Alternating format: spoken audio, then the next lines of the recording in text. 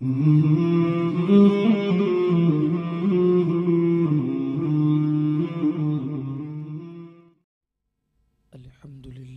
रब्बिल आलमीन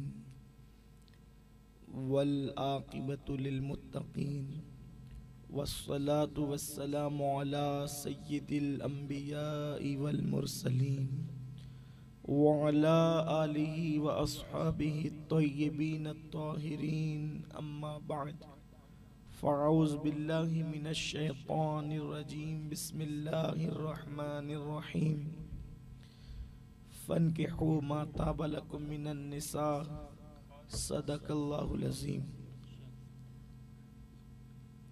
गौसे आज़म बमने बेसरो सामा मददे क़िबले दीन दे काबे ईमा मददे बगिरदाबे बला उफ्ताद कश्ती ज़ईफ़ानो शकिस्ता रात पुश्ती बहक़्क़े ख़ाजे उस्मान हारून मदद कुन या मुईनुद्दीन चिश्ती मदद कुन या मुईनुद्दीन चिश्ती मदद कुन या मुईनुद्दीन चिश्ती।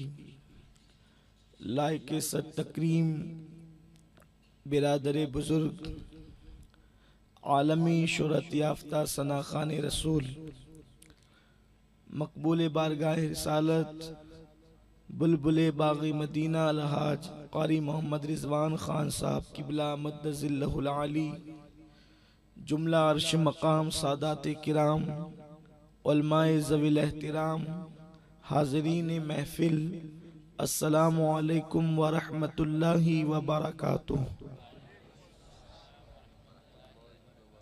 आइए हम और आप मिलकर इंतहाई अक़ीदत व मोहब्बत के साथ अपने और सारी कायनात की मरकज़ अक़ीदत अनीस बेकसां चारा साज़े दर्दमंदां हम गरीबों के गमगुसार हम फ़कीरों के सरवत मुस्तफ़ा जाने रहमत शम्मे बज़्म हिदायत शब असरा के दूल्हा नौशे बज़्म जन्नत दानाए सुबुल मौलाए कुल ख़त्मुर रसूल खुसरवे खूबां सयाहे लामकां वजह कुन फ़कां दुर्रिल्लाहिल मकनून सिर्रिल्लाहिल मखज़ून आलिमे मा काना व मा यकून हुज़ूर रहमते तमाम खुलासे कायनात फ़ख्रे मौजूदात आबो गिले अंबिया जानो दिले असफिया हुज़ूर अहमदे मुजतबा मुहम्मद मुस्तफ़ा अरवाह नाफिदा सल्लल्लाहु ताला अलैहि वसल्लम की बारगाह बेकस पनाह में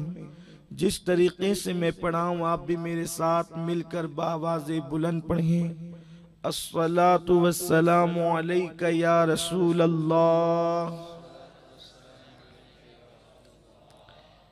मेरी आदत नहीं है कि मैं इधर से उधर लोगों को उठा करके बिठाऊं, लेकिन ये महफिल का अंदाज थोड़ा सा अजीब सा लगता है। आप अपनी कुर्सियां लेकर अगर सामने आकर के बैठ जाएं, चाहे कुर्सियों पर ही बैठें, लेकिन सामने आकर के बैठ जाएं तो बड़ी नवाजिश होगी। आइए जरा बुलंद आवाज से पढ़ें अस्सलातु वस्सलामु अलैका या नबी अल्लाह। वो दूर वाले हजरात भी करीब आकर के बैठ जाएं तो अल्लाह ताला उनको भी जज़ाए खैर अता फरमाएं, क्योंकि ये मेरे आका सल्लल्लाहु अलैहि वसल्लम की महफिल है और ये महफिल में चार इधर बैठे दो उधर बैठे तो ऐसा लगता है कि जैसे किसी परिंदे के घोंसले को किसी बाज ने उजाड़ दिया हो। तो इस तरह हुजूर की महफिल नहीं सजती। हुजूर के गुलाम फूलों की तरह होते हैं और जब वो मिलकर बैठते हैं तो गुलदस्ते की तरह लगते हैं, और जब गुलदस्ता हो जाते हैं तो फिर वो किसी नौशा के हाथ में होते हैं। हम अगर गुलदस्ते की शक्ल इख्तियार कर लें तो हमारा नौशा तो मेराज का दूल्हा है। उस दस्त अक़दस की बरकतें ही क्या है। आइए जरा मेराज के दूल्हा की बारगाह में दुरूद व सलाम की नजरें मेरे साथ पढ़ें। अस्सलातु वस्सलामु अलैका या नबी अल्लाह। अस्सलातु वस्सलामु अलैका या हबीब अल्लाह व अला आलिका व अस्हाबिका या नूर अल्लाह सल्लल्लाहु ताला अलैहि वसल्लम।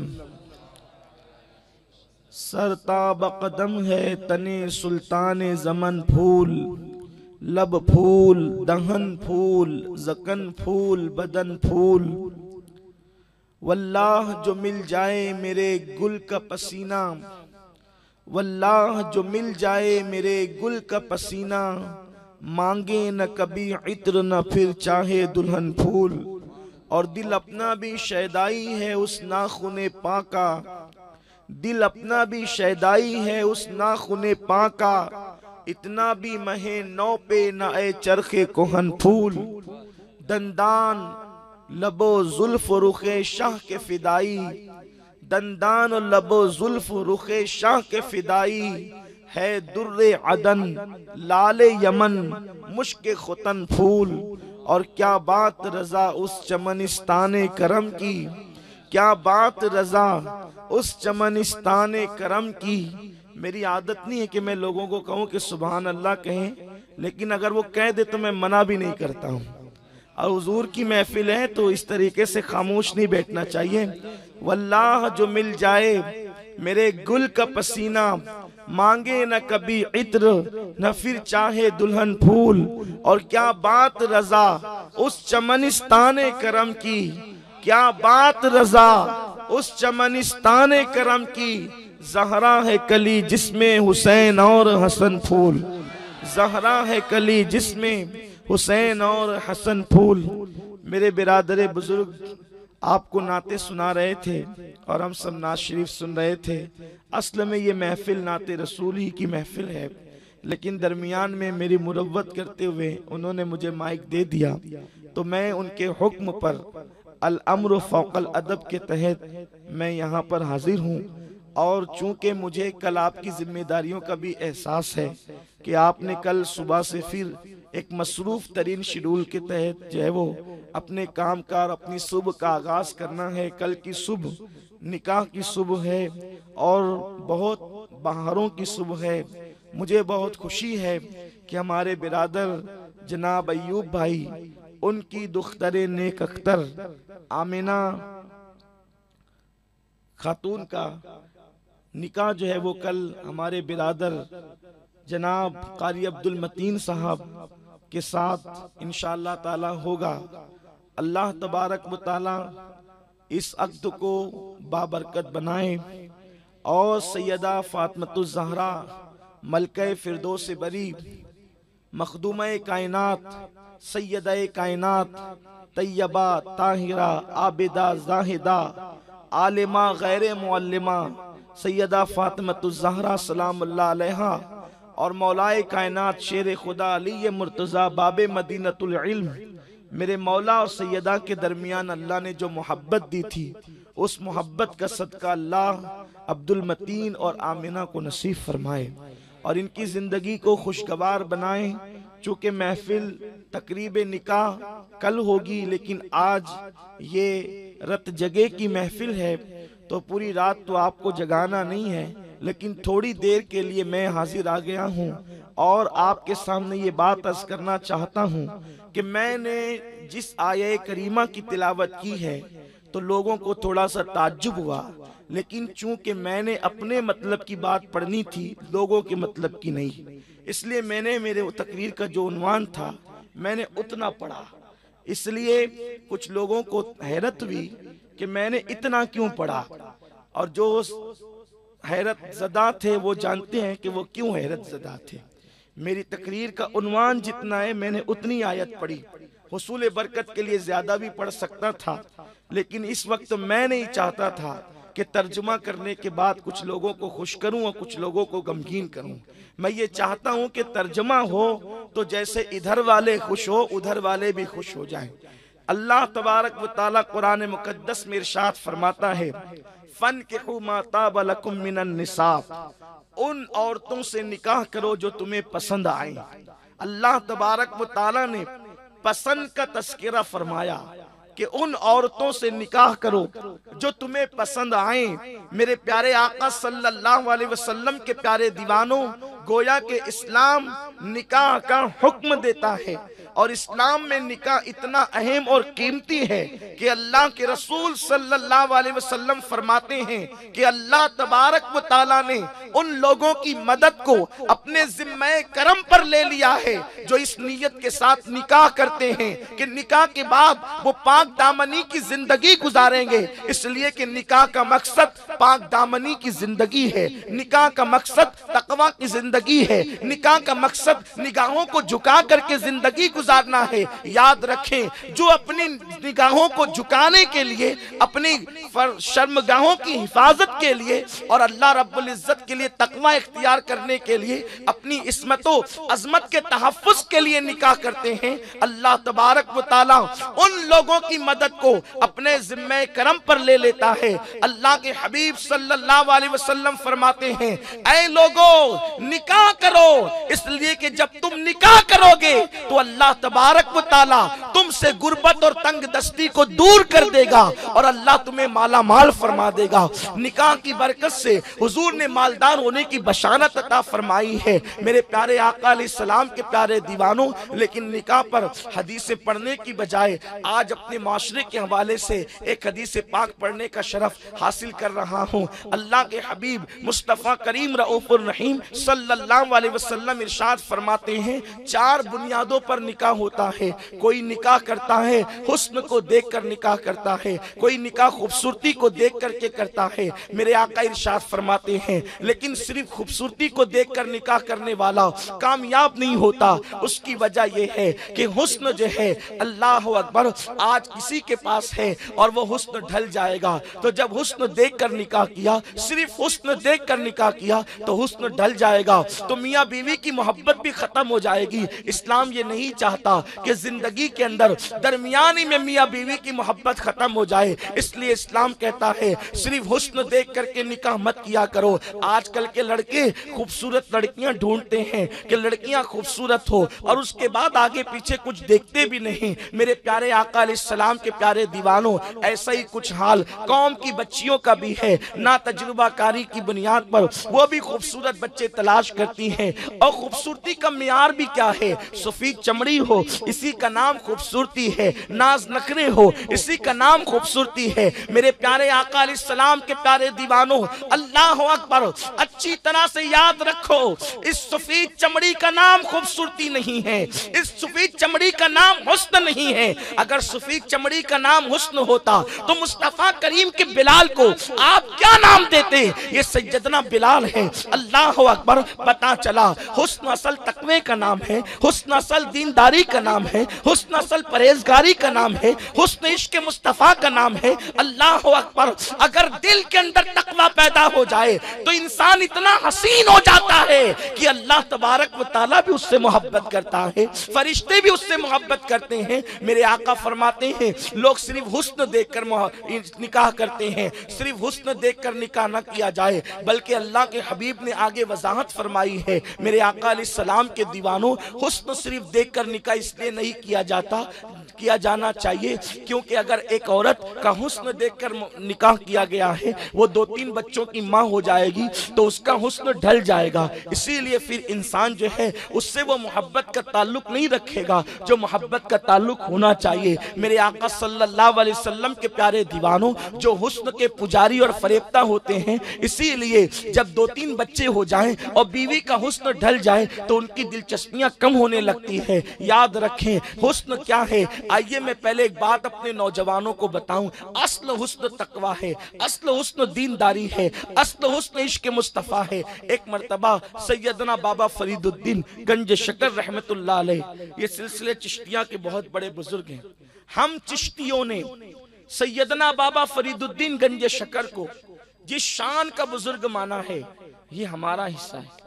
और सिलसिले चिश्तिया में बाबा फरीद को शहबाज कहा जाता है।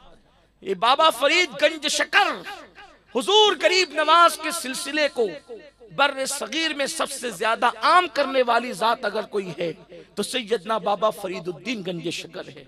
इनका नाम असल नाम मसूद है, मसूद। इनके पीर और मुर्शिद ने इनको फरीद कहा, और फरीद कहते हैं जो अपने दौर में यकता और अकेला हो, यानी उस जैसा कोई ना हो, इसीलिए आपको फरीद कहा गया। फरीदुद्दीन दीन में यकता और यगाना और सबसे तन्हा है, बेमिसल बेमिसाल है हजरत सैयदना बाबा फरीदुद्दीन गंज शकर। इतनी इबादतें और रियाजतें की है कि आपकी इबादतों को देखकर कौवे और चील समझते थे कि ये मुर्दा है, तो आपके गोश्त को खाने लगे। बाबा फरीद ने इतनी रियाजतें की है, इतनी रियाजतें की है। तो जब गोश्त खा कर एक कौवे ने आपकी आंखें खाना चाहिए, तो आप बोल पड़े, कागा कागा चुन चुन खाइयो, खाइयो सारा मांस। कागा कागा चुन चुन खाइयो, खा जाइयो सब मांस। मोहे दो नैना मत खाइयो, मोहे पिया मिलन की आस। फरमाते अगर तुझे खाना है एक कौवे मेरा पूरा जिस्म खा ले, लेकिन मेरी दो आंखें मत खाना, इसलिए कि जिसके लिए इबादत कर रहा हूं, अगर तूने वो दो आंखें खा ली तो मैं अपने पी से कैसे मिलूंगा, उसकी जियारत कैसे करूंगा। इसलिए तू चुग चुग चुग करके मेरा पूरा जिस्म खा जा, मैंने कोई एतराज नहीं करना, लेकिन मेरी दो आंखें नहीं खाना, क्योंकि इन्हीं दो आंखों से तो मुझे अपने महबूब से मिलने की उम्मीद है, इस आस है। वो बाबा फरीदुद्दीन गंज शकर रहमतुल्लाह अलैह, जिसको गरीब नवाज ने शहबाज का लक़ब अता फरमाया। सरकार बाबा फरीदुद्दीन गंज शकर, आपकी एक कनीज थी, बड़ी खूबसूरत थी, उर्फ में बहुत खूबसूरत थी, हसीन और जमील। वो चले तो हरन की चौकड़ियां भरना याद आ जाए, वो बोले तो फूल झड़ते हुए नजर आए। उसके रुखसार को देख करके लाला की शबाब को लोग याद करें, उसके बालों को देख करके संबुल की याद ताजा हो जाए, उसकी आंखों को देखकर नरगिस के फूल याद आए, उसके जिस्म की नजाकत को देखकर पंखड़ियों की यादें ताजा हो जाए। ऐसी हसीन और जमील सैयदना बाबा फरीदुद्दीन गंज शकर की कनीज थी। एक मरतबा बाबा साहब ने अपने एक मुरीद को भेजा, बेटे जाओ और जाने के बाद ये मेरा सामान घर पहुंचा दो। बाबा फरीद का वो मुरीद निकला और सामान घर देने के लिए गया, तो वही कनीज सामान लेने के लिए आई। जब वो कनीज ने सामान लेने के लिए हाथ बढ़ाया, वो मुरीद ने जैसे उसको देखा, तो देखने के बाद सामान क्या देना था, वो तो उस कनीज को दिल दे बैठा। उसकी खूबसूरती को देखकर लोग हसीनों को दिल इसलिए दे बैठते हैं कि उनके दिल में सारे जहानों के हसीनों का महबूब मुस्तफ़ा जाने रहमत का इश्क नहीं होता जैसा कि होना चाहिए। इसीलिए नजरें बहकती है, निगाहें आवारा होती है। इंसान कभी जिना के अड्डे पर जाता है, इंसान कभी शराब के अड्डे पर जाता है, इंसान कभी नफसानी ख्वाहिशात की तरफ जाता है। उस कनीज को वो दिल दे बैठा और बाबा फरीद की खानका में लौटने की बजाय वो घर की तरफ लौट गया। कई दिन हुए बाबा की खानका में नहीं आया। हजरत बाबा फरीदुद्दीन गंज शकर जो मशाइखे चिश्त है, उन्होंने बड़ी नरमी के साथ, बड़े प्यार के साथ हिंदुस्तान की सरजमीन पर अल्लाह का दीन फैलाया। बाबा फरीदुद्दीन गंज शकर रहमतुल्लाह ताला अलैह ने लोगों से पूछा, क्या बात है, वो मेरा फुला मुरीद जिसको मैंने सामान देने के लिए घर भेजा था, वो आज तक के लौट कर नहीं आया। तो लोगों ने कहा, बाबा साहब आप उसको भूल जाएं, इसलिए कि वो बिगड़ गया है। बाबा फरीदुद्दीन ने कहा, वो कैसे बिगड़ गया? तो लोगों ने कहा, हजरत वो जो सामान देने गया था, आपकी कनीज पर उसकी नजर पड़ी और वो उसी को दिल दे बैठा। बाबा फरीद ने फरमाया, फिर उसको बुलाया जाए। बाबा फरीदुद्दीन गंज शकर ने उसको बुलाया और बुलाने के बाद उस फरमाया, बेटे क्या बात है? वो रोने लगा, बाबा साहब मैं आपको क्या अर्ज करूं? फरमाया, बोलो बेटा बात क्या है? तो उसने कहा, आपकी कनीज पे मेरा दिल आ गया। तो बाबा फरीद ने फरमाया, बेटे नाजायज मोहब्बत की बजाय उसको जायज में तब्दील कर देते हैं। एक काम कर देते हैं, अगर उस पे तेरा दिल आ गया और तू नाजायज मोहब्बत में गिरफ्तार है, तो उसके गुनाह की बजाय हम उसके साथ तेरा निकाह कर देते हैं, तुझे मंजूर है? उसने कहा, ठीक है बाबा साहब। फरमाया, बेटे लेकिन पहले उस लड़की को देख लो, ताकि तुम्हें पता चल जाए कि वही लड़की है जिसको तुम चाहते हो। वो खूबसूरत लड़की लाके खड़ी की गई। उसने देखा, जी बाबा यही वो लड़की है। आपने फरमाया, ठीक एक हफ्ते के बाद बेटे आना, हम इसके साथ तेरा निकाह कर देंगे। और उसके बाद जैसे ही वो तैयारी के लिए गया, इधर बाबा फरीदुद्दीन गंज शकर रहमतुल्लाह अलैह ने उसको जुलाब पर जुलाब खिलाना शुरू किया, जुलाब पर जुलाब देना शुरू किया। और वो जुलाब खाती रही और उसके बाद वो पाखाना करती रही। उसको एक कोरी हांडी दे दी बाबा फरीद ने, बेटी जब भी तुझे पाखाना करना इसी हांडी में करना। अब एक एक दिन में 10-10, 15-15, 20-20 मरतबा उसको बैतुल खला हो रहे हैं, उसको जो है वो अल्लाह अकबर पाखाने हो रहे हैं और वो उसी हांडी के अंदर पाखाना कर रही है। और जब वो पाखाना से फारिग होती है तो हांडी को बांध कर रख दिया जाता है। ठीक एक हफ्ता गुजरा। आप लोग अच्छी तरह जानते हैं, मैं कोई बहुत लंबी चौड़ी या किसी बहुत दूर की गुफ्तगू नहीं कर रहा हूँ। एक इंसान को दिन में 2-4 लूज मोशन हो जाए तो उसकी हालत क्या होती है आप जानते हैं। चेहरा उतर जाता है, आंखें ढीली पड़ जाती है, आंखें सुनी सुनी हो जाती है ना। अगर इंसान को लूज मोशन शुरू हो जाए तो कितनी तकलीफ होती है। अच्छा भला आदमी मरीज लगने लगता है, मुर्दा लगने लगता है। एक हफ्ते तक मुसलसल वो पाखाने पर पाखाने करती रही, उसका हाल क्या होगा। अब वो बिस्तर से उठने के काबिल न रही। जो रुखसार लाला की याद दिलाते थे उन रुखसारों का हाल ये हुआ, वो पीले पीले पड़ गए, वो अंदर को धस गए। आंखें जो नरगिस के फूलों की याद ताजा करती थी वो आंखें सूनी सूनी हो गई। उसके बाद जो सुंबुल की याद दिलाते थे ऐसा लगता था जैसे किसी घोंसले को किसी बाज ने उजाड़ दिया हो। इस तरीके से उसके बालों का हाल हो गया। वो चलने फिरने के काबिल न रही, वो बोलने के काबिल न रही, ना वो बोलती थी। अल्लाह अकबर, जब वो बोलती थी तो फूल झड़ते थे, अब तो वो बोलने के काबिल भी न रही। जब पूरा हफ्ता हो गया तो वो पूरी तैयारी के साथ निकाह के लिए आया। बाबा फरीद ने फरमाया, बेटे निकाह से पहले एक मर्तबा लड़की को देख लेना चाहिए, ये हमारे आका की सुन्नत है। वो लड़की मैं तुझे दिखा दूं जिसके साथ तेरा निकाह होने वाला है। उसने कहा बिल्कुल। वो तो तसव्वुर ये लेकर के आया था कि अब मैं उस लड़की के साथ शादी करूंगा जिसका हुस्न जमाल बिल्कुल जो है पूरे पाक पटन के अंदर बेमिसल बेमिसाल है। अल्लाह अकबर। जैसे उस लड़की को दोनों तरफ से बाजू पकड़ के लाया गया, बाबा फरीद ने कहा बेटा यही वो लड़की है जिसके साथ मैंने तेरा निकाह करना है। बाबा फरीद के कहने पर उसने कहा बाबा अल्लाह वाले मजाक करते हैं, अल्लाह वाले यूं भी किसी का तमस्कुर करते हैं। अल्लाह अकबर, ये वो लड़की नहीं जिससे मैं मोहब्बत करता था, ये वो लड़की नहीं जिसको मैं चाहता था, ये वो लड़की नहीं जिससे मैं प्यार करता था, ये वो लड़की नहीं जिसके लिए आंसुओं से मुंह धोता था, ये वो लड़की नहीं जिसके लिए तन्हाई में तड़पता था। वो तो बड़ी हसीन थी, वो तो बड़ी जमील थी, उसके रुखसार तो खिले हुए थे, यहाँ तो रुखसार दबे हुए हैं। उसकी आंखों में तो भरी भरी थी, उस यहाँ तो आंखें सुनी सुनी हैं। उसके बाल तो संबुल की तरह थे, इसके बाल तो उजड़े हुए घोंसले की तरह है। बाबा ये वो लड़की नहीं है, आप मेरे साथ मजाक न करें। फरमाया बेटा ये वही लड़की है, लेकिन आज मैं तुझे ये देखना चाहता था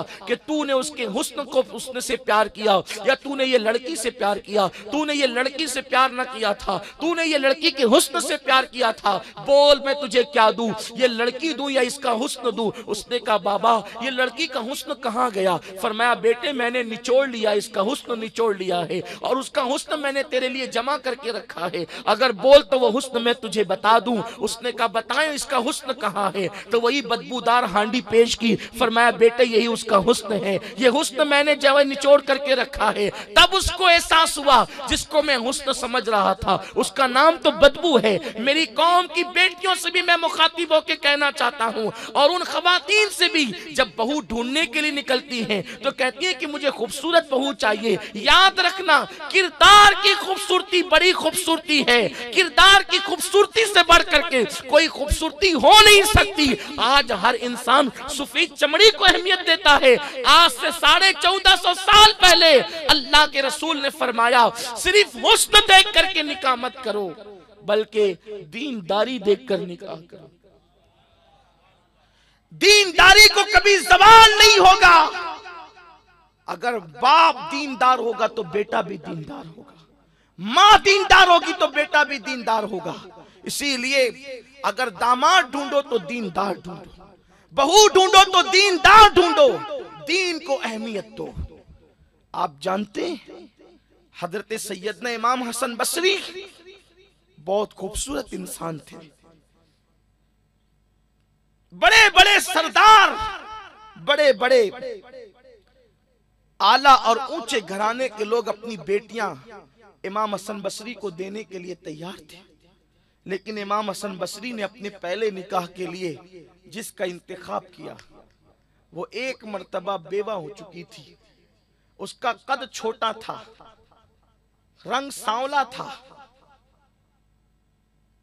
उस छोटे कद की औरत और सांवले रंग की औरत जिसको दुनिया राबिया बसरी कहती है, उस राबिया बसरी से निकाह के लिए तशरीफ ले गए। अब आप जरा तवज्जो फरमाएं, राबिया बसरी के पास इमाम हसन बसरी जाते। मैं अपनी माँ और बहनों की खास तवज्जो चाहता हूँ। इतने खूबसूरत इमाम हसन बसरी और अपने वक्त के उलमा में बहुत बड़ा मकाम है आपका, खैरुत ताबईन है, सैयदुत ताबईन है। इल्म का हाल यह है कि मौलाए कायनात अली मुर्तजा ने कहा था कि बसरा में किसी को मैं तकरीर करने की इजाजत नहीं देता, सबके मिंबर उठा करके किनारे रख दो। अगर पूरे बसरा में कोई तकरीर करने का हकदार है, खिताब करने का हकदार है, वो सिर्फ हसन बसरी, वो इमाम हसन बसरी जो मौला अली के खलीफा हैं। अपने दो बेटों की मौजूदगी में अली के मुर्तजा ने जिसको अपना खलीफा बनाया, और वो पैरहन शरीफ जो रसूलुल्लाह ने मेराज से वापस आने के बाद मौला अली को अता किया था, वो मेरे आका मौलाए कायनात अली ये मुर्तजा ने इमाम हसन बसरी को अता फरमाया। इसीलिए सिलसिले कादरिया, सिलसिले चिश्तिया, सिलसिले सोहरवर्दिया का एक तरीक हजरत इमाम हसन बसरी से होता हुआ भी आता है। एक तो इमाम हुसैन से होते हुए हजरत इमाम ज़ैनुल आबिदीन, इमाम बाकर, इमाम जाफर सादिक, इमाम मूसा काजिम, यहाँ तक। फिर उसके बाद हजरत शेख मारूफ करखी से फिर वो सिलसिला आगे बढ़ता है। और एक तरीके है इमाम हसन बसरी से होता हुआ हजरत सैयदना मारूफ करखी पर आता है और फिर नीचे आकर के उसी तरीके से मिल जाता है। ये इमाम हसन बसरी है। वो एक छोटे कद की औरत, मैं राबिया बसरी की तौहीन नहीं कर रहा हूँ, लेकिन एक पसमंजर बता रहा हूं। कद छोटा है, रंग काला है, सांवला रंग है, और कपड़े भी पहनने के लिए जिस्म पर नहीं, जिसके पेवन लगाने के लिए कपड़े खरीदने की जिसमें ताकत नहीं। राबिया जब अपने कपड़ों पे पेवन लगाना चाहती है तो रात की तारीकी में चुपके से किसी कचरे की कुंडी की तरफ जाती है, और वहां टेलर लोग अपने फटे पुराने कपड़े जो जाए शुदा फेंक देते हैं, उसको चुपके से उठा के लाती है, धुलती है और अपने कपड़ों में पेवन लगाती है।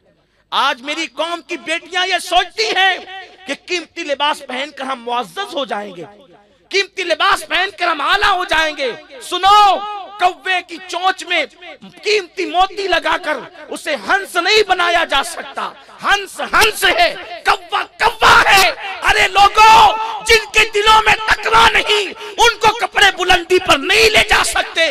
इसलिए क्या तकवा हाँ होना, तकवा तो दिल में है। अगर तकवा दिल में हो तो कपड़े कैसे ही हो, अल्लाह के नजदीक उनका मकाम बहुत बुलंद होता है। आज तिजोरियां भर के कपड़े रखने वाली औरतें उस मुकाम पर नहीं पहुंच सकती जो लोगों के फटे पुराने कपड़े उठाकर लाकर पेवन लगाकर जिस मकाम पर पहुंची थी राबिया। राबिया कौन है? हजरत इब्राहिम इब्ने अदहम जो है काबतुल्लाह शरीफ की ज़ियारत के लिए गए, इस शान से कि हर कदम पर 2 रकअत पढ़ते थे, इस शान से गए। हम हज के लिए जाते हैं तो क्या जाते हैं, हमारी औकात क्या है? बंबई से प्लेन में बैठे जद्दा उतर गए, बातचीत करते बैठे बातचीत करते उतर गए। हज को जाने वाले इस शान से जाते थे कि हर कदम पे 2 रकअत पढ़ी, और जब गए तो काबतुल्लाह शरीफ की हकीकत अपनी जगह नहीं थी। एक तो है काबा और एक तो है हकीकत काबा। एक है इंसान, एक है हकीकत इंसान। इंसान क्या है? नाक, आंख, जबान, बाल, हाथ, पैर, इसको इंसान कहते हैं। और एक है हकीकत इंसान जिसको रूह कहते हैं। ये हकीकत इंसान वो है, रूह निकल जाए तो इंसान बेजान हो जाता है और उसको कब्र में दफना दिया जाता है। इसी तरह एक काबा है और एक रूह काबा है। काबा तो सबको दिखता है, रूह काबा सबको नहीं दिखती, क्योंकि जब रूह इंसान नहीं दिखती तो रूह काबा सबको कैसे दिखे? रूह काबा उनको नजर आती है जो रब्बे काबा के लिए अपना सब कुछ कुर्बान कर देते हैं। इब्राहिम इब्ने अदम ने देखा रूह काबा मौजूद नहीं, हकीकत काबा मौजूद नहीं। रो के अर्ज करते, मौला मैं तो आया हूँ ये दीवारों के पीछे घूमने के लिए नहीं, मैं तो हकीकत काबा को देखने आया हूँ। इरशाद होता है आज हकीकत काबा राबिया बसरी के तवाफ के लिए गई हुई है। तू हकीकत काबा के तवाफ के लिए आया और हकीकत काबा राबिया के तवाफ के लिए गई हुई है। अल्लाह अकबर। वही राबिया है जो हज को आती है तो काबा इस्तिकबाल के लिए आता है। और राबिया जब सरहद मक्का पर काबे को इस्तिकबाल के लिए देखती है तो कहती है, ए काबे तू क्यों चला आया? मैं तुझे देखने नहीं आई, मैं तो तेरे रब का दीदार करने आई। ये है राबिया बसरी। आज तो हमारी बेटियां राबिया कब बनेगी? उन्हें तो सीरियल देखने से फुर्सत नहीं, उन्हें तो फिल्में देखने से फुर्सत नहीं, शादी के मौके पे उनको नाच गानों से फुर्सत नहीं। औरतें नाचती है शादी के मौके पर, और उनसे कहो क्यों नाचती हो तो कहते हैं मौलवी साहब अरमान निकालना है, बापू अरमान निकालना है। अरे नादान, ये क्या अरमान है कि तू किसी की शादी के मौके पे नाच कर अपने आप को जहन्नम का ईंधन बनाए? अल्लाह के रसूल सल्लल्लाहु अलैहि वसल्लम ने फरमाया, जो औरतें मटक मटक कर चलती है अल्लाह ने उन पर जन्नत की खुशबू भी हराम कर दी है। मटक कर चलने वाली, इतरा कर चलने वाली औरतों पर जन्नत की खुशबू हराम है, तो नाचने वालों का हाल क्या होगा? मैं मुबारकबाद देता हूं हमारे बिरादर जनाब अय्यूब भाई को कि उन्होंने अपनी बेटी की शादी के मौके पर नाचने की रस्म नहीं रखी, जिक्र मुस्तफा की महफिल रखी, मेराज के दूल्हा की महफिल रखी। और इंशाअल्लाह इस जिक्र की बरकत उनकी बेटी की जिंदगी में आखिर दम तक नसीब होती रहेगी। इसलिए कि जिक्र मुस्तफा क्या है? अरे आदम जिक्र मुस्तफा करे तो आदम की 200 साल से रुकी हुई दुआ कबूल हो जाए। अगर नूह जिक्र मुस्तफा करे तो उनकी कश्ती को किनारा मिल जाए। अगर यूनुस जिक्र मुस्तफा करे उनको मछली के पेट से निजात मिल जाए। यूसुफ जिक्र मुस्तफा करे तो मिस्र की जेल से निकालकर उनको मिस्र का तख्त अता कर दिया जाए। ये जिक्र रसूल की महफिल जरूर रंग लाएगी इंशाअल्लाह, इसलिए कि हुजूर के जिक्र की महफिल तो कयामत में भी होनी है। कयामत, लोग कहते हैं कयामत में जन्नतें तकसीम होगी, जहन्नम तकसीम होगी। हम इख्तिलाफ तो नहीं करते, लेकिन ये जरूर कहते हैं जन्नत भी तकसीम हो चुकी है और जहन्नम भी तकसीम हो चुकी है। अब तकसीम क्या होना है? क्योंकि कुरान कहता है ला यस्तवी अस्हाबुन नार व अस्हाबुल जन्नह, जन्नती और जहन्नमी दोनों बराबर बराबर नहीं है, और जन्नत और जहन्नम दोनों तकसीम हो गई तकसीम। और कैसे हुई? अगर आपका दिमाग हाजिर है तो अर्ज करो, हारून रशीद जो था वो अब्बासी था, सैयदों से थोड़ा उसको टेंशन था। हारून रशीद को थोड़ा सा टेंशन रहता था सैयदों से। एक मरतबे इमाम मूसा काजिम को अपने दरबार में बुलाया, कहा मूसा काजिम मुझे एक हदीस समझ में नहीं आती। फरमाया क्या? अब ये वो खानदान है रसूल का जिनके खून में इल्म आया है, अइम्मा अहले बैत जिनको कहते हैं। कहा क्या हदीस पढ़ चाहता है? कहा कि हुजूर ने फरमाया अली अंत कसीमुल जन्नह वन नार, कि अली तू जन्नत और जहन्नम का तकसीम करने वाला है तो हुजूर की हदीस, लेकिन मेरे समझ में ये नहीं आती कि अली के तो 2 हाथ है। अली के, तवज्जो आपकी, अली के 2 हाथ है, और 2 हाथ से अली जन्नत कैसे तकसीम करेगा? क्योंकि करोड़ों लोग होंगे जन्नती और करोड़ों होंगे जहन्नमी, तो अली कैसे जन्नत तकसीम करेगा? इमाम मूसा काजिम कहते हैं जन्नत और जहन्नम तो तकसीम हो चुकी। कहा वो कैसे? फरमाया क्या हुजूर ने नहीं फरमाया जो अली से मोहब्बत करेगा वही जन्नती है, और जो अली से बुग़्ज़ रखेगा वो जहन्नमी है। जन्नत और जहन्नम तो तकसीम हो चुकी है। जन्नत की तकसीम अली की मोहब्बत पर है, और जहन्नमी होना भी अली की अदावत पर है। कोई मुनाफिक अली से मोहब्बत नहीं कर सकता। अली से मोहब्बत सिर्फ करने वाले मोमिन होते हैं, और अली से बुग़्ज़ रखने वाले जहन्नमी मुनाफिक होते हैं। कहा जन्नत और जहन्नम तकसीम हो चुकी, फिर महशर की होगा? कहा हिसाब के लिए होगा। हिसाब वो लेता है जिसको पता नहीं। बेटे को 100 रुपए दिया, शाम को पूछता है बता कहाँ कहाँ खर्च किया, तो मालूम नहीं था तभी तो पूछा। लेकिन अल्लाह तबारक व तआला हिसाब के लिए वो तो सब जानता है। जिंदगी देने से पहले जानता है जिंदगी कहाँ खर्च करेगा, कितने घंटे शराब के अड्डे पे बैठेगा, कितने वक्त जुआ के लिए जाएगा, किस पर बदनजरी करेगा, कितनी नेकियां करेगा, कब तहज्जुद पढ़ेगा, वो सब जानता है। फिर क्यों मैदान महशर मुनक्किद किया? तो असल फलसफा मैदान महशर का ये है कि अल्लाह क़यामत के दिन बताएगा कि मेरे महबूब की शान क्या है। ये बताएगा वो मेरे महबूब की शान क्या है। नसीमुर रियाज में इमाम खुफाजी लिखते हैं काजी अयाज के कौल की शरह करते हुए कि अल्लाह क़यामत के दिन जब सारे अंबिया की जबान पे नफ्सी नफ्सी होगा, उस वक्त अल्लाह जब नबियों की जबान पे नफ्सी नफ्सी होगा तो अल्लाह अपने महबूब को कहेगा, ओ आमिना के लाल आज मेरे अर्श पे तू बैठेगा और अपने अर्श पे अल्लाह अपने महबूब को बिठाएगा। और सिर्फ अर्श पे नहीं बिठाएगा बल्कि अर्श पर एक कुर्सी होगी। उस दिन किसी को बैठने का हुक्म नहीं होगा, वो कुर्सी अल्लाह रब्बुल इज्जत फरमाएगा कि आज मेरी कुर्सी पर मैं जलवागर नहीं होगा बल्कि मेरी कुर्सी पर आमिना का लाल मोहम्मद अरबी जलवागर होगा। कुर्सी एक होगी। अल्लाह बैठने उठने से पाक है, लेकिन अल्लाह अपनी कुर्सी पर किसको बिठाएगा? आप तवज्जो आपकी जरा सुनिए। अगर स्टेज पर कुर्सी एक हो और बैठने वाले मुअज़्ज़ज़ दो हो, इज्जतदार दो हो, तो कुर्सी किसके लिए खाली की जाती है? तवज्जो आपकी। कुर्सी किसके लिए छोड़ी जाती है? कुर्सी किसके लिए छोड़ी जाती है? जो बड़ा आता है उसके लिए कुर्सी छोड़ी जाती है। मैं तकरीर कर रहा हूं, मेरे बिरादर अजीज बुलबुले बाग मदीना तशरीफ लाए, हम कुर्सी छोड़ देंगे कि बड़े आ गए, हमसे बड़े हैं, अगर दिखते नहीं है लेकिन है बड़े हमसे। हाँ, शादी की महफिल है तो थोड़ा सा चाहता हूं कि आपको ज्यादा डराने की बजाय मैं भी खुश कर दूं। हालांकि मैं हंसी की बात करने से परहेज करता हूं महफिलों के अंदर, लेकिन रंग है ना शादी का, तो इनकी उम्र मुझसे ज्यादा है। जिनको नहीं मालूम है उनको मालूम होना चाहिए, 50 साल से ज्यादा है और मैं 33 साल का हूँ। इस वजह से जो है इनकी उम्र मुझसे ज्यादा होती है। अल्हम्दुलिल्लाह, अल्लाह इनको सलामत रखे, लेकिन ये 50 साल से ज्यादा के दिखते नहीं हैं। इस वजह से जो है माशाअल्लाह जो है वो लोग, आप लोग इनसे बहुत मोहब्बत करते हैं, क्योंकि नात पढ़ते हैं तो भी इनकी आवाज़ जवान लगती है और इनकी सूरत भी एक एतबार से जवान लगती है, सीरत भी जवान लगती है। माशाअल्लाह, मोहम्मद के गुलामों को बुढ़ापा आ नहीं सकता, इसलिए जवान है माशाअल्लाह। हाँ, तो अर्ज ये कर रहा था कि अगर मैं तकरीर करूँ, ये तशरीफ लाएं, तो मैं कुर्सी इनके लिए छोड़ दूँ। मैं तकरीर करूँ, मेरे उस्ताद मोहतरम वक़ार अहले सुन्नत, दाई कबीर, कायदे कौम मिल्लत हजरत अल्लामा शाकिर नूरी साहब की बिला तशरीफ लाएं, तो मैं हूं या ये, हम दोनों ही उनके लिए कुर्सी छोड़ दें। तो मजमे में जो अजनबी लोग हों, कुर्सी जब हम छोड़ दें तो समझ लें कि इनसे बड़े आ गए, इसलिए कुर्सी छोड़ दिया। यही बात है, बताने की जरूरत नहीं। जिसके लिए कुर्सी छोड़ दी गई, बस लोग जान गए कि अब सबसे बड़ा महफिल में आ गया।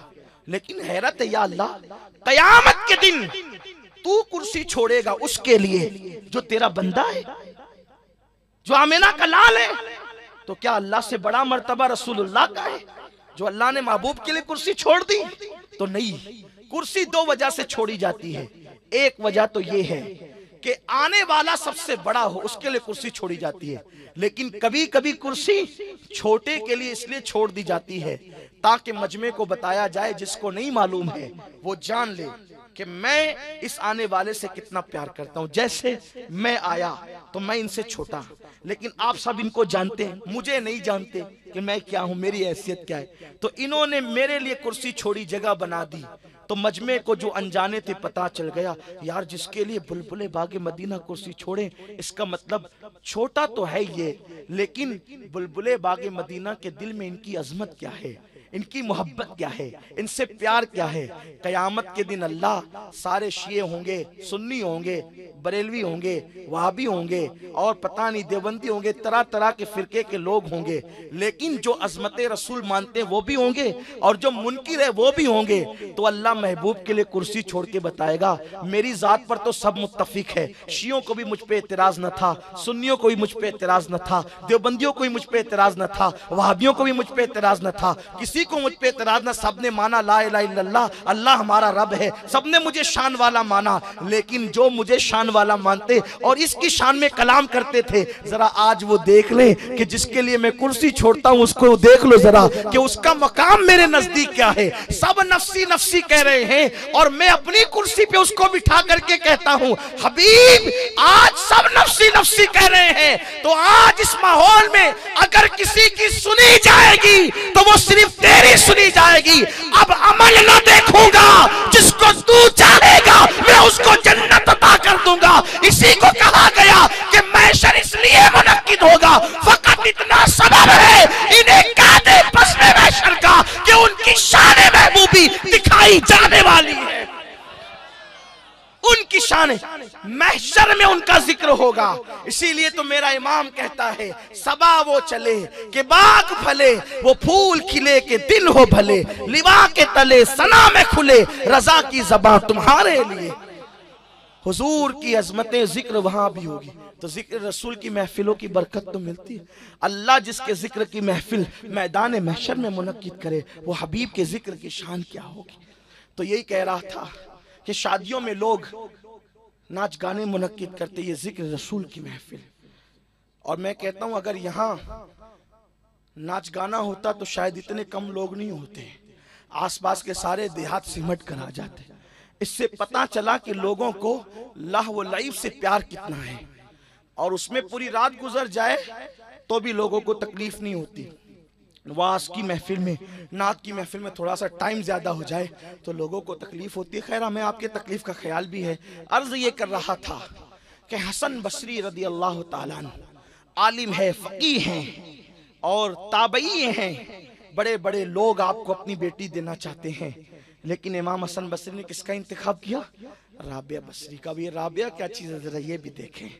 राबिया रदी अल्लाह ताला के पास गए और पर्दे के पीछे से कहा, राबिया मैं तेरे साथ निकाह करना चाहता हूँ और तेरे साथ शादी करना चाहता हूँ, अगर तू कहे तो फिर लोगों को बात बताई जाए और निकाह किया जाए। राबिया बसरी ने कहा, हसन तेरे साथ कौन शादी ना करना चाहेगा, तू तो बड़ा मुत्तकी है, बड़ा परहेजगार है, बड़ा इल्म वाला है, आबिद व जाहिद है। लेकिन हसन बसरी मेरे 3 सवाल हैं, अगर मेरे इन 3 सवालों के तुम सही जवाब दे दो तो मैं तुम्हारे साथ निकाह करने के लिए तैयार रहूंगी। पहला सवाल ये है कि मैं जन्नती हूं या जहन्नमी हूं। देखें आप, एक औरत की फिक्र क्या है। आज औरतों की फिक्र यह कि मेरे जेवर कितने होने चाहिए, मेरे लिबास कितने होने चाहिए। लेकिन मैं अपनी कौम की बहनों से कहना चाहता हूँ, कौम की बेटियों से, मेरी बहन जिस दिन तेरी रूह का रिश्ता तेरे जिस्म से टूट जाएगा, तेरे बदन पर सोने का एक तार भी लोग रहने नहीं देंगे, उतार लेंगे। और जिस शौहर की मोहब्बत पर तू गुरूर करती है, वो दफन करने के बाद सोचेगा कि अब मैंने जिंदगी का साथी कैसा तलाश करना है। ये हालत है। मौलाए कायनात अली मुर्तजा ने कहा था कि फातिमा की विसाल के बाद मुझे पता चला कि दुनिया में अल्लाह रसूल के सिवा कोई अपना नहीं है। आजकल दुनिया की मोहब्बत में लोग इतने डूब गए, अल्लाह रसूल को भूल गए, आखिरत को भूल गए, आखिरत को फरामोश कर गए। राबिया बसरी ने कहा, हसन बसरी मैं जन्नती हूं कि जहन्नमी हूं। मेरे आप जैसा कोई मंतिकी होता तो कहता अल्लाह करीम है जन्नत देगा, लेकिन हसन बसरी को पता था कि ये जवाब सुनने वाली राबिया है, बहुत आसान नहीं है इसको जवाब देना। इमाम हसन बसरी चुप रहे। आज तो हमारी कौम का हाल ये है कि लोग कहते हैं कि नाज शरीफ का एक शेर सुनकर झूम जाओ तो अल्लाह तुम्हें जन्नत देगा। मैं नात शरीफ का मुखालिफ नहीं हूँ, खुदा की कसम नात हमारे अकीदे की पहचान है, इश्क मुस्तफ़ा की पहचान है। जो नात का मुखालिफ है उसका दिल सियाह है। हम तो नाते रसूल के बारे में अकीदा ये रखते हैं कि पूरा कुरान नाते मुस्तफ़ा है, आगाज से आखिर तक कुरान है नाते मुस्तफ़ा। महबूब के बयान का कैसा अनोखा ढंग है। लेकिन नमाज छोड़ दो और नात सुन करके झूमो तो जन्नत मिल जाए, फुला साहब का चेहरा देख लो तो जन्नत मिल जाए। मैं एक बात अर्ज करना चाहता हूँ, सहाबा के पीर जैसा पीर भी किसी का हो सकता है? सहाबा को यह कहने का हक था कि हमने बशक्ल मुस्तफा खुदा का जलवा देखा है। मन रानी फकत राल हक, जिसने मुझे देखा उसने खुदा का जलवा देख लिया। लेकिन वो सहाबा जो रातों दिन मुस्तफा जाने रहमत का चेहरा देखते थे, वो सहाबा जो नमाज में भी हुजूर का चेहरा देखते थे। आजकल लोग कहते हैं नमाज में हुजूर का ख्याल आ जाए तो नमाज ऐसी हो जाती है और वैसी हो जाती है। मैंने कहा वो कैसी नमाज है जो ऐसी और वैसी हो जाती है? सहाबा की नमाज तो वो थी, वो नमाज में भी हुजूर को झांक कर देखते। बुखारी उठा करके देखें, बुखारी शरीफ उठा करके देखें। किसी ताबई ने किसी सहाबी से पूछा, हुजूर जोहर की नमाज में और असर में क़िरात करते थे या नहीं करते थे? उसको नमाज सिर्री कहते हैं। मैंने आपको समझाने के लिए जोहर और असर का नाम ले लिया। हुजूर सिर्री नमाजों में यानी जोहर असर में क़िरात करते थे कि नहीं करते थे? तो साहबी ने कहा बिल्कुल करते थे। तो कहा कि जब आवाज नहीं आती थी तो तुमको कैसे पता चला कि हुजूर क़िरात करते थे? तो कहते हैं कि हम नमाज में हुजूर को देखते थे तो हुजूर का मुंह हिलता था, लबहाए मुबारक को जुम्बिश होती थी तो समझ लेते थे हुजूर क़िरात फरमा रहे। अब बताएं, मुक्तदी पीछे हो तो इमाम हंस रहा है कि रो रहा है, कि होठ हिल रहे कि नहीं हिल रहे, कभी अंदाजा हो सकता है?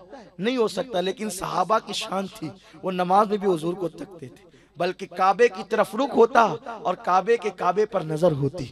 उनकी नमाजें कैसी रही होगी सहाबा की, लेकिन उसके बावजूद भी जो नमाज में भी हुजूर को देखें, कुरान कहते हैं तराहुम रुक्कअन सुज्जदन यब्तगून फज़लन मिनल्लाहि व रिदवाना। तुम जब उन्हें देखोगे तो कसरत से रुकू करते, सुजूद करते देखोगे। यानी नमाज उन्होंने नहीं छोड़ी। क्यों? इसलिए कि जो जिस कदर अल्लाह का मुकर्रब होगा वो इबादत में उतना ज्यादा जो है वो पाबंद होगा इबादत का। आज तो नमाज छोड़ करके कुछ पीरों को तो हमने ये कहते सुना कि अरे जा, मैं हूं ना, तुझे नमाज पढ़ने की जरूरत क्या है। लोगों को उलमा इसीलिए बुरे लगते हैं कि उलमा हक कहते हैं, खुद नमाज नहीं पढ़ेंगे और कहेंगे मैं हूं ना। अरे नादान, रसूल जैसा पीर कहे जो नमाज न पढ़े मन तरक सलात मुताम्मिदन फकद कफर, जिसने एक वक्त की नमाज जानबूझकर छोड़ दी वो कुफ्र की हद तक पहुंच गया। मौला अली मुर्तजा कहे जिसने एक वक्त की नमाज जानबूझकर छोड़ दी वो काफिर हो गया। और तुम कहते हो मैं हूं ना। सुनो, ओ मैं हूं ना कहने वालों सुनो, मजमऊ ज़वाइद की रिवायत है, अल्लाह के रसूल फरमाते हैं जो अपने आप को कतई और यकीनी जन्नती कहे, मैं मोहम्मद ऐलान करता हूं कि वो शख्स जहन्नमी है। अपने आप को कतई और यकीनी जन्नती भी नहीं कह सकते, उम्मीद कर सकते हैं कि हम जन्नत में जाएंगे, लेकिन खौफ भी करो अगर वो उठा के जहन्नम में फेंक दे तो क्या करोगे? करोड़ों नमाजों के बावजूद, करोड़ों सुजूद के बावजूद जब वो शैतान को जहन्नम में डाल सकता है तो हम और आप कौन है? अत-तरगीब व-तरहीब की रिवायत है, अल्लाह के हबीब फरमाते हैं कयामत के दिन नेकियां और गुनाह तौले जाएंगे तो एक बंदे की नेकियां ज्यादा होगी और गुनाह नहीं होंगे या कम से कम होंगे। तो वो बहुत इतरा रहा होगा कि मेरे पास नेकी बहुत है। अल्लाह फरमाएगा मेरी एक नेमत उठा करके जरा उससे इसकी नेकियां तौल दो।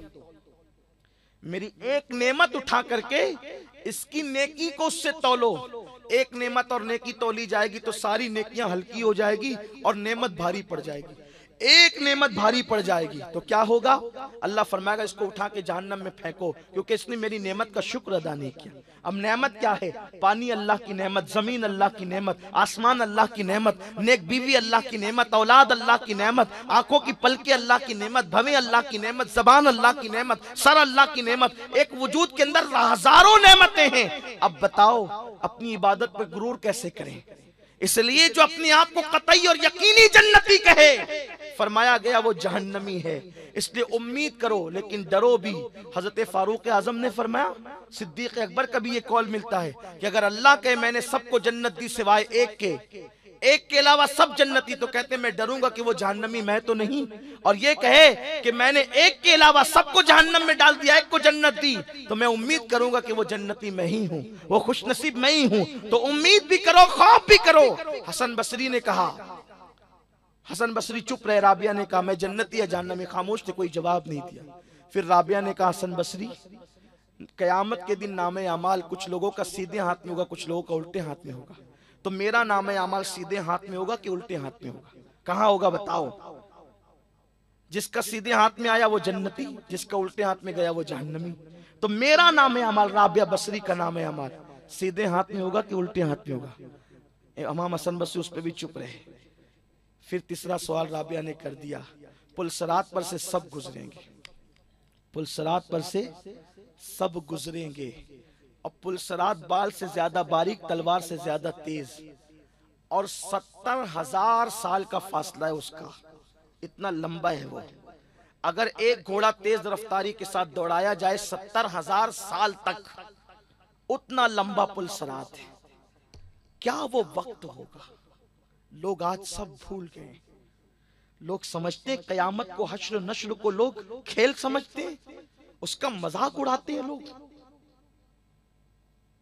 वो जहन्नम पर है, जहन्नम पर। अगर किसी समुंदर पर पतला सा ब्रिज बना हो तो ट्रेन गुजरती हो तो लोगों की धड़कनें रुक जाती है। वो पुल कैसा होगा जो जहन्नम के ऊपर है, और फिर वो बाल से ज्यादा बारीक है, तलवार से ज्यादा तेज है, तलवार से ज्यादा तेज। ये किसी शायर ने नहीं कहा है, तलवार से ज्यादा तेज। ये किसी मुकर्रिर ने खिताबत के जौहर नहीं दिखाए, तलवार से ज्यादा तेज। हाय जिस तलवार पे पैर रखे हमारे पैर कट जाएं। वो तलवार से ज्यादा तेज, और कितना तेज है ये किसी को नहीं बताया गया। उस पे पैर रखना ही खतरा मोल लेने के मुतरादिफ है। और वो जन्नत की राह है। जब तक के कोई पुल सिरात पर से नहीं गुजरेगा उस वक्त तक वो जन्नत में नहीं जाएगा। लेकिन आमाल की बुनियाद पर लोग गुजरेंगे पुल सिरात पर से। कोई तो बिजली की तरह गुजर जाएगा, पता ही नहीं चलेगा। लेकिन ये बात भी मैं बता दूं कि सबसे शान से अगर पुल सिरात से कोई गुजरेगा तो वो मेरे नबी की बेटी सैयदा फातिमा गुजरेगी। मलका फिरदौस बरी, मखदूमे कायनात, सैयदा कायनात फातिमा ज़हरा जब पुल सिरात से गुजरेगी तो अल्लाह का मुनादी अर्श के नीचे से आवाज लगाएगा, ए महशर वालों अपनी निगाहों को नीची कर लो, गर्दन को झुका लो, नबी की बेटी फातिमा पुल सिरात से गुजर रही है। पुल सिरात से लोग डगमगा करके गुजरेंगे, उस वक्त नबी की बेटी की ताजीम के ऐलानात हो रहे होंगे। लोग कहते हैं नबी तो अपनी बेटी को नहीं बख्शवा सकते। ओ नादान, तू देख तो सही नबी की बेटी की शान क्या है, नबी की बेटी का मकाम और मर्तबा क्या है। खुदा की कसम, जिसकी अजमत को फरिश्ते न पहुंच सके वो सैयदा फातिमा का मकाम। जिसका आंचल न देखा महो महर ने उस रिदाए नज़ाहत पे लाखों सलाम। जो थक करके सो जाए, अगर फातिमा थक कर सो जाती है तो उनकी चक्की चलाने के लिए जिब्रील को भेजा जाता है, उनके बच्चों को झूला झुलाने के लिए जिब्रील को भेजा जाता है। जिसके घर का खादिम जिब्रील हो उस फातिमा के मकाम का आलम क्या होगा, उनके मर्तबे का आलम क्या होगा। अगरचे हम रसूल फरिश्तों को गैर रसूल इंसान से अफजल मानते हैं, अहले सुन्नत का अकीदा है, लेकिन अफजल व मफजूल की बात नहीं। तो मेरे आका अलैहिस्सलाम के दीवानों, पुल सिरात पर से सबको गुजरना होगा। 70,000 साल का वो फासला, लोग कट कट के जहन्नम में गिरेंगे, लोग कट कट के जहन्नम में गिरेंगे। लोग गुजर रहे होंगे, डगमगा रहे होंगे। उस वक्त हाल क्या होगा।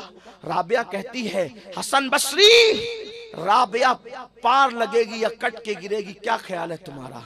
मेरे 3 सवाल है। हसन बसरी ने कोई जवाब न दिया तो राबिया कहती, हसन बसरी बोलो, मैं जन्नती हूँ या जहन्नमी, मेरा नाम अमाल सीधे हाथ में होगा कि उल्टे हाथ में, मैं पुल सिरात पर से गुजरूंगी या कट के गिर जाऊंगी। बोलो हसन, क्यों नहीं बोलते। हसन बसरी बोलो, चुप क्यों हो। इमाम हसन बसरी ने जवाब दिया। अब उनका जवाब सुनिए। इमाम हसन बसरी कहते, राबिया तू तेरे बारे में पूछती है कि तू जन्नती है या जहन्नमी। हसन बसरी को अपने बारे में भी पता नहीं है यकीन के साथ कि मैं जन्नती हूँ या जहन्नमी हूँ। इसलिए कि जब नूह अलैहिस्सलाम का बेटा जहन्नम में जा सकता है, जब इब्राहिम अलैहिस्सलाम का चचा जहन्नम में जा सकता है, तो हम किस खेत की मूली है। अल्लाह की खुफिया तदबीर से डरना चाहिए, उसकी खुफिया तदबीर से बचना चाहिए, खौफ करना चाहिए, उससे पनाह मांगना चाहिए, उसकी पनाह मांगना चाहिए। अल्लाह अकबर। कहते हैं मुझे नहीं पता कि मैं जन्नती या जहन्नमी, तो मैं तेरे बारे में कैसे कह दूं। फरमाते हैं जब मुझे नहीं पता मेरा अमाल नामा सीधे हाथ में होगा कि उल्टे हाथ में, तो मैं तुझे कैसे बता दूं। मुझे नहीं पता मैं पुल सिरात से गुजरूंगा तो कटूंगा या गुजर जाऊंगा, मैं तुझे कैसे बता दूं। तो राबिया बसरी ने कहा, जब तुझे भी नहीं पता मुझे भी नहीं पता, इतनी सख्त घाटी से मुझे गुजरना है, इतना इम्तिहान के लिए मुझे तैयारी करना है, मेरे पास टाइम नहीं है शादी के लिए। जा हसन बसरी जाओ, शादी के लिए बहुत सारी लड़कियां मिल जाएगी, मेरे पास टाइम नहीं, मुझे आखिरत की तैयारी करना है। हसन बसरी की आंखों में आंसू थे। फरमाते हैं राबिया तेरे बाद तुझ जैसी औरत अब कयामत तक लोग नहीं देख सकते, तू ऐसी औरत है। और आप रोते हुए चले गए और राबिया ने उनका रिश्ता पसंद नहीं किया। मुझे बताओ, जो जायज निकाह के लिए तैयार नहीं होती थी आखिरत को देखकर औरतें, आज औरतें जिना के लिए माज़अल्लाह किसी के भी हाथ में अपना हाथ दे देती, जेवर की लालच में, दौलत की लालच में। हमारे मुसलमानों में ऐसा माहौल तो अल्हम्दुलिल्लाह नहीं है, लेकिन अब सीरियलों और फिल्मों की वजह से ये हालात बन रहे हैं। तो फरमाया गया हुस्न को देखकर लोग निकाह करते हैं। हुस्न मत देखो, सिर्फ दीनदारी भी देखो। फिर फरमाया नसब को देखकर लोग निकाह करते हैं। हिंदुस्तान में नसब का एतबार क्या है? अक्सरियत हिंदुस्तान की 90% कन्वर्ट हुए हुए लोग हैं, और नसब का एतबार क्या है? और यूं भी अगर दुनिया भर की बात देखें तो कोई जरूरी हो कि जिसका कहता है उसी नसब से वो वाबस्ता भी हो सकता है कहीं और का कहीं और मंसूब कर दिया हो। हालांकि नसब का मामला बड़ा सख्त है। अगर कोई अपना नसब किसी गलत तरफ मंसूब करे तो अल्लाह उस पर लानतें करे, उसका ना फर्ज कबूल करे ना उसका नफल कबूल करे। इसलिए नसब तब्दील नहीं करना चाहिए, नसब बदलना नहीं चाहिए, न गैर नसब को अपने नसब की तरफ मंसूब नहीं करना चाहिए। लेकिन लोग नसब देखते, हमारी बिरादरी, हमारी बिरादरी, फिर चाहे वो गुस्ताख रसूल ही हो। अरे बिरादरी क्या है? सलमान फारसी से पूछा गया तुम किस बिरादरी को? कहा मैं मोहम्मदी हूं, मैं मुस्तफवी हूं, हुजूर हमारा नसब है, हुजूर हमारी बिरादरी है, इसलिए हम हुजूर की गुलामी पे फख्र करते हैं। और मौलाना जामी कहते हैं बंदे इश्क इश्क शुदी तर्क नसब कुन जामी, बंदे इश्क शुदी तर्क नसब कुन जामी, के फुला इब्ने फुला के चीजें नेस्त, के फुला इब्ने फुला चीजें नेस्त, कि लोगों इश्क के बंदे बनो। ये मत कहो कि मैं फुला का बेटा हूं, फुला का बेटा हूं, इसलिए कि इश्क की बुनियाद पर असहाबे कहफ का कुत्ता भी जन्नती होता है, और अगर इश्क ना करे तो फिर इब्राहिम का चचा आजर भी जहन्नम में जाता है। तो बात लोग नसब की बड़ी बड़ी बातें कर, नसब पे फख्र करते हैं।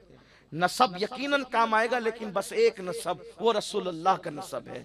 फरमाया कुल्लु नसबिम व सबबिम युनक़तिउ इल्ला नसबी व सबबी औ कमा क़ाल, सारे नसब मुनक़ता हो जाएंगे सिवाय मेरे नसब के, मेरा नसब बाकी रहेगा, और किसी नसब की कोई बात नहीं।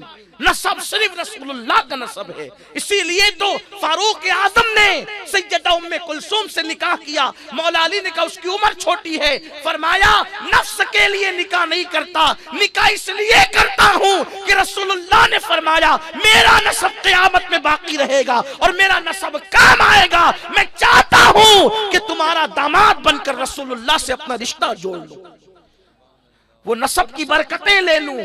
मेरे आका सल्लल्लाहु अलैहि वसल्लम के दीवानों, तो आका फरमाते लोग नसब देख करके निकाह करते हैं। नसब मत देखो, सिर्फ उसमें भी दीनदारी देखो। आजकल लोग कहते हैं हमारी बिरादरी, फिर चाहे वहाबी हो, चाहे गैर मुकल्लिद हो, किसी मजहब मसलक का मानने वाला हो, आप कहेंगे ये आप कैसी बातें करते, क्या वो मुसलमान नहीं है? आपसे सिर्फ इतना पूछता हूँ, जो रसूलुल्लाह की तौहीन करे वो मुसलमान हो सकता है?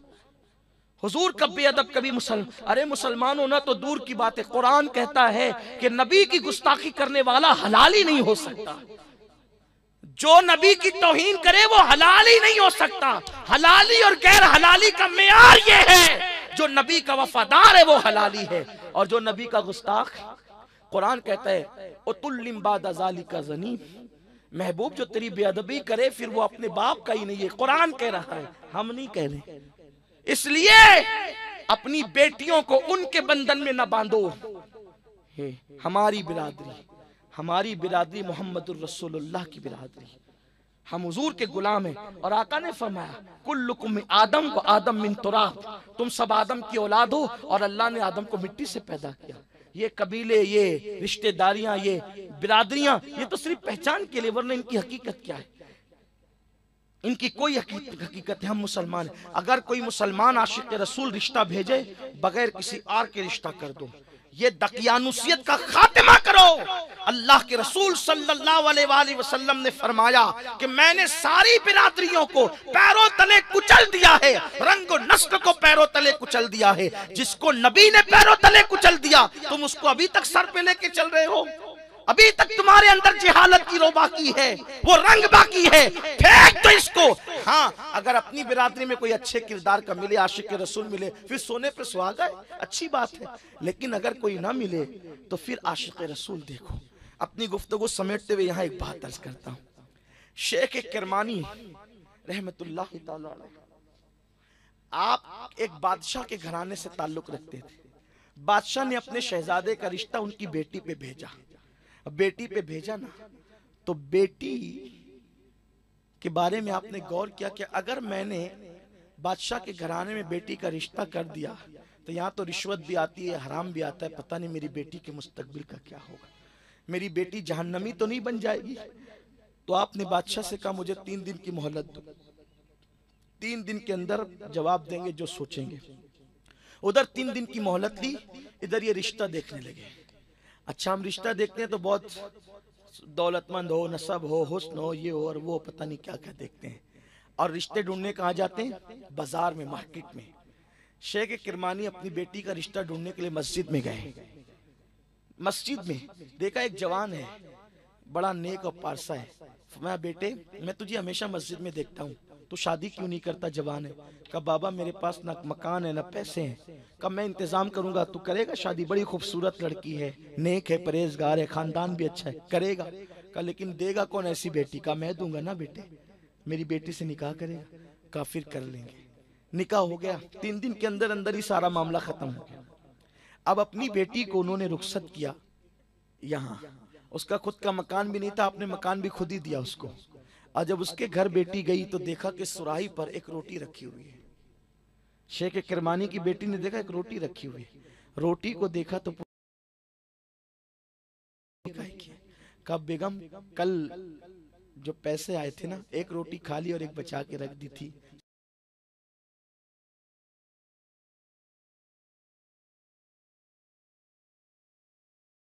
बेटी मेरे साथ नहीं रह सकती। मैंने तुम्हारे वालिद से कहा था कि निभा नहीं हो सकेगा। कहाँ तुम मालदार लोग, कहाँ हम गरीब लोग। कहा गरीबी अमीरी की बात नहीं है, बात यह है कि जो शौहर अल्लाह पर इतना भी तवक्कुल नहीं करता कि जिसने आज खिलाया वो कल खिलाएगा, उसके साथ जिंदगी गुजारने का मजा क्या है। मैं तो ऐसा शौहर ढूंढती थी कि जिसका तवक्कुल ये हो कि जो आज खिलाता है वो कल भी खिलाएगा, जिसने सुबह खिलाया वो शाम को भी खिलाएगा, जो रोटियां बचा के रखे वो मुतवक्किल कैसे हो सकता है, उसके अंदर तवक्कुल कैसे हो सकता है। फरमाया कि मैं चली। उसने कहा कि रुकिए, आप चाहती क्या? कहा या तो रोटी रहेगी या तो मैं रहूंगी। फरमाया कि रोटी नहीं रहेगी। रोटी उठाई और ले जाकर गरीब को सदका कर दिया। ऐसी बेटियां होती थी। और आजकल की बेटियां शौहर से ज्यादा बोझ डालती, ये ला के दो, वो ला के दो, हर शादी में नए कपड़े ला करके दो। लेकिन क्या कौम की बेटियां ये भी समझती है कि अल्लाह के रसूल ने फरमाया जो अपने शौहर को तंग करेगी, उसकी आमदनी से ज्यादा मांगेगी, ऐसी औरतें जन्नत की खुशबू से भी महरूम रहेगी।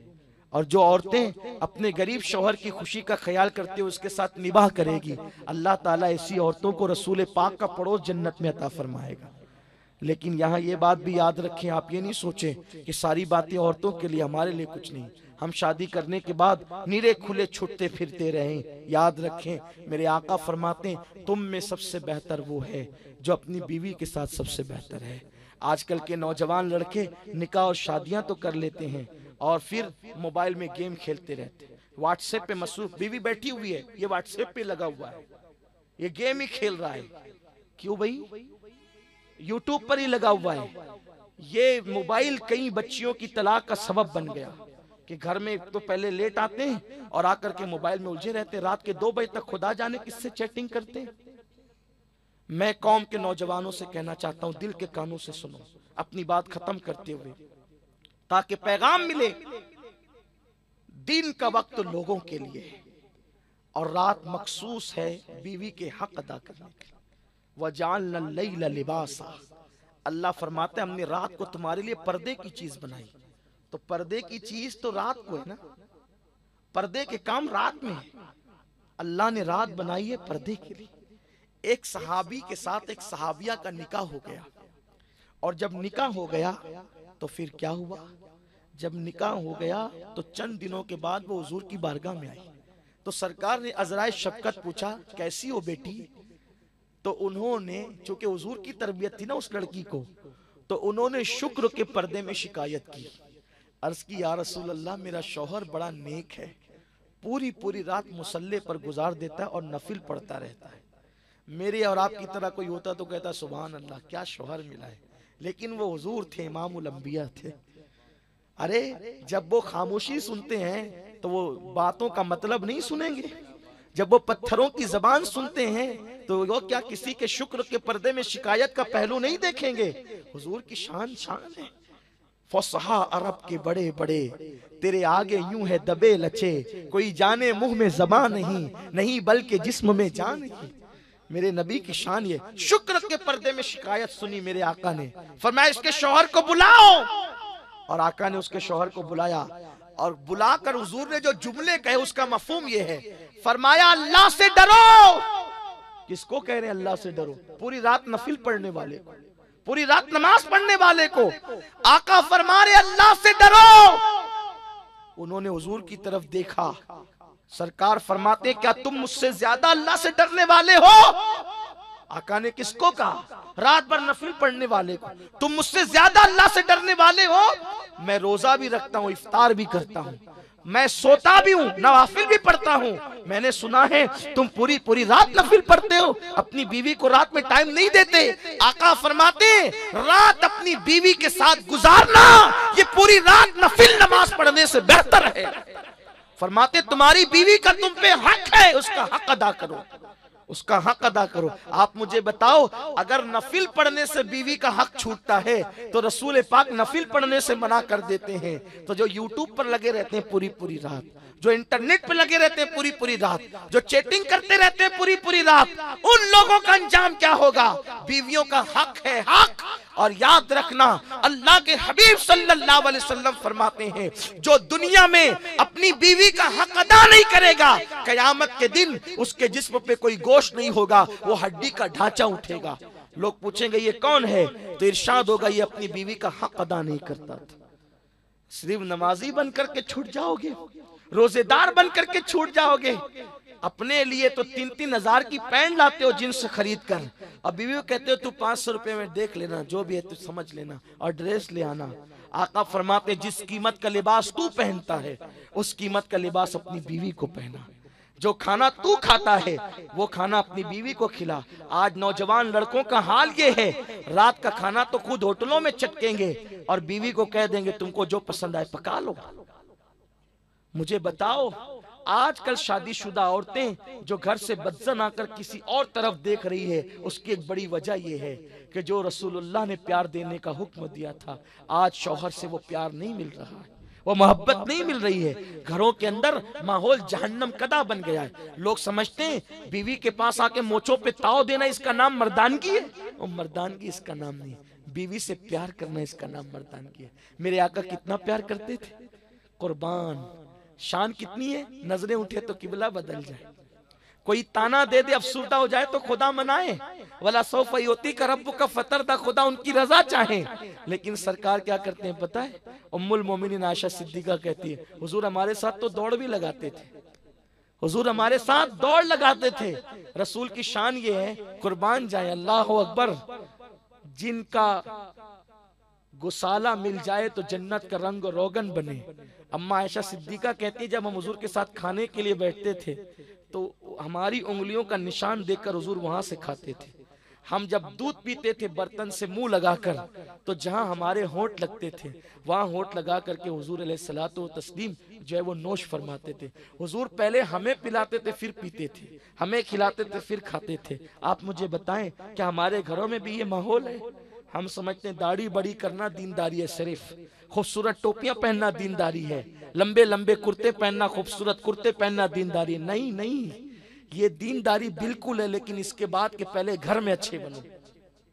महफिलों में तो अच्छे सब बनते हैं, जरा कोई घर में अच्छा बन के दिखाए, कोई घर में बेहतर बन के दिखाए। मेरे प्यारे आका अलैहिस्सलाम के प्यारे दीवानों, हुजूर की घरेलू जिंदगी ये थी, उसमें कभी कभी जाहिलियत के शोरा ने जो शेर लिखे थे वो भी सुने सुनाए जाते थे और उस पर हंसा भी जाता था। एक वो घर था जिसमें शायरी भी थी, एक वो घर था जिसमें हंसी की बात भी थी, एक वो घर था जिसमें रोने का तसव्वुर भी था, एक वो घर था जिसमें आखिरत की फिक्र भी थी। एक ही घर के अंदर मेरे रसूल ने सारी अंजुमनें सजा दी थी, सारी अंजुमनें सिमट आई थी मुस्तफ़ा जाने रहमत के घर में। और हुजूर अलैहिस्सलाम की बीवियां कहती है, हुजूर ने अपनी बीवियों को जितना खुश रखा उतना किसी ने खुश नहीं रखा। एक हदीस पढ़ता हूँ, गुफ्तगू को इख्तिताम की तरफ ले जाता हूँ। एक दिन उम्मे ज़ुरआ ने अबू ज़ुरआ का तस्करा किया कि या रसूल अल्लाह, कुछ औरतें बैठी हुई थी, औरतें बैठती है ना तो अपने शौहर का तस्करा करती है, अच्छा है कि बुरा है। और कुरान कहते हैं हुन्ना लिबासुल लकुम व अंतुम लिबासुल लहुन्ना। मेरी बहनें जो मौजूद है उनको बताना चाहता हूँ, जब भी शौहर का जिक्र करो अच्छे से करो, और शौहर को भी चाहिए बीवी का जिक्र करे तो अच्छे से करे। क्यों? तुम किसी के पास बुराई करोगे जाना तो उसी के पास है, और बीवी भी बुराई करेगी शौहर की तो जाना उसी के पास है। आजकल बच्चियों का हाल क्या है, ससुराल से आती है तो शिकायतों का गठरी तैयार करके लाती है, मेरी सास ने तो ऐसा किया, मेरी ननन ने तो ऐसा किया, मेरे शौहर ने तो ऐसा किया। अरे मेरी कौम की बेटी ये सब चक्कर में क्यों पड़ी है? जब तुझसे कोई पूछे तो कह दे अल्हम्दुलिल्लाह, बस इसकी बरकत से तेरे सब मसाइल हल हो जाएंगे। हाँ, और जंगलों में रियाजतें करके जो मर्तबे नहीं मिलते वो घर वालों की मुसीबतों पे सब्र करके मर्तबे मिलते हैं। बल्कि जो बुजुर्गों ने पहाड़ों में इबादतें नहीं की, बीवी के जुल्म पे सब्र किया, अल्लाह ने उनको विलायत अता फरमाई, वली बन गए लोग बीवी के जुल्म पे सब्र करते करते। अल्लाह अकबर। आका फरमाते हैं जो बीवी के जुल्म पे सब्र करे अल्लाह उसे सब्र अय्यूब का सवाब देता है, और जो बीवी शौहर के जुल्म पे सब्र करे अल्लाह उसे आसिया का सवाब देता है। लेकिन आज सब्र का मादा खत्म हो गया, शौहर अलग तन रहा है, बीवी अलग तन रही है। बीवी कहती है मैं थोड़ी किसी गरीब के घर की बेटी हूँ जो बाप मुझे 18 साल तक पाल सकता है, शादी के बाद नहीं पाल सकता।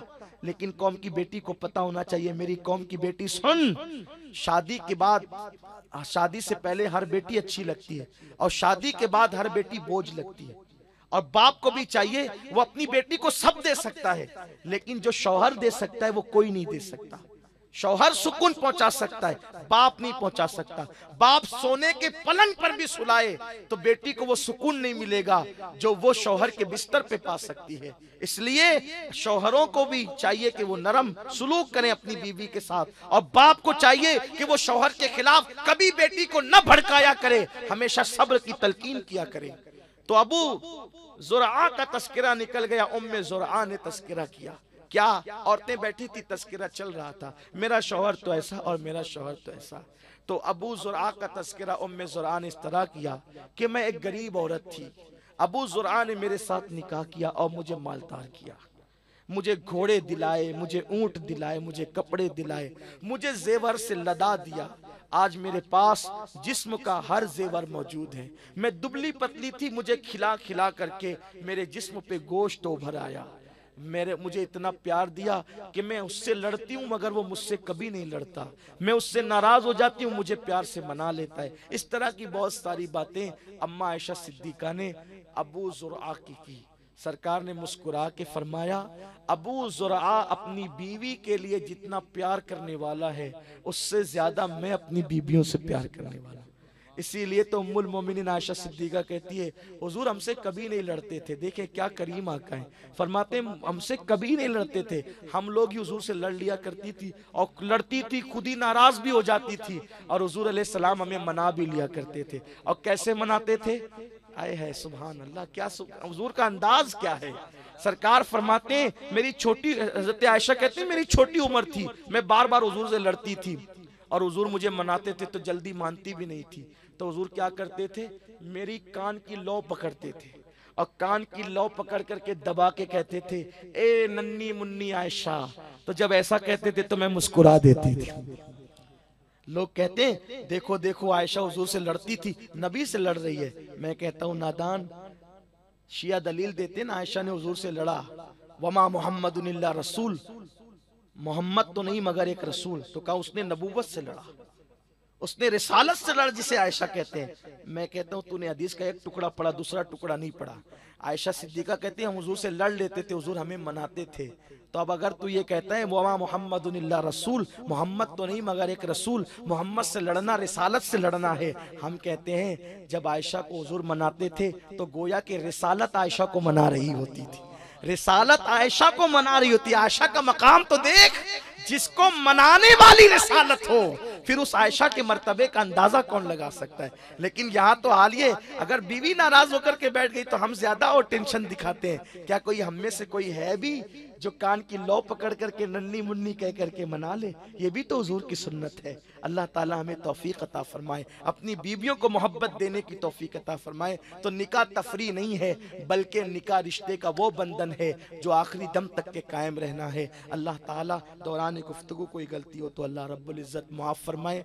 आज की मैं अपनी पूरी गुफ्तगू को अपने बिरादर अजीज़ के नाम करता हूँ और उनके ज़रिए से बारगाह रिसालत में पेश करता हूँ कि ये दास्तान मोहब्बत बहुत देर तक के चल सकती थी, लेकिन मुझे कल की सुबह का ख्याल है, इसलिए मैंने अपनी गुफ्तगू को यहीं पर नामुकम्मल ख़त्म किया।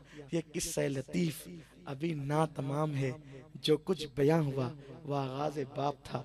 वमा अलैना इल्लल बलाग। अस्सलामु अलैकुम।